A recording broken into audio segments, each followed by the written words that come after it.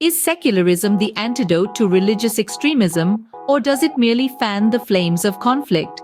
A challenging question indeed, and one that finds resonance in the ongoing debates and controversies surrounding secularism and Sharia law.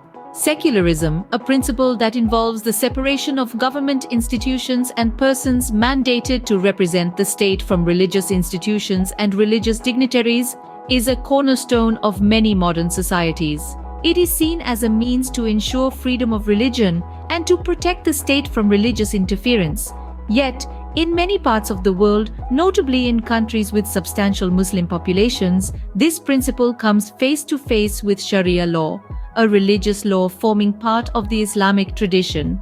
This has led to a myriad of debates and controversies. Some argue that secularism is incompatible with Sharia law, as the latter is derived from the Quran and Sunnah, and thus cannot be separated from the state.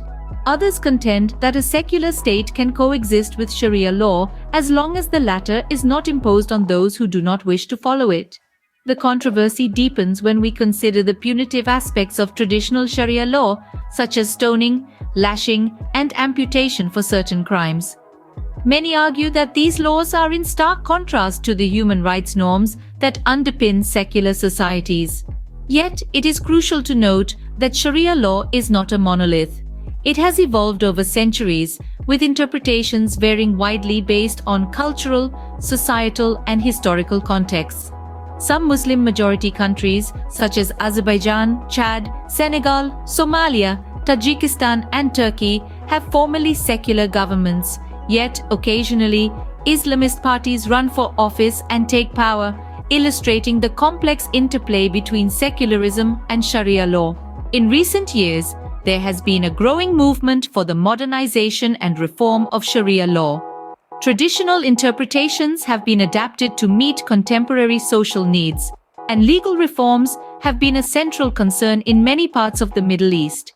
This evolution of Sharia law reflects a delicate balance between traditional interpretations and the evolving needs of modern societies. To summarize, the relationship between secularism and Sharia law is complex and multifaceted.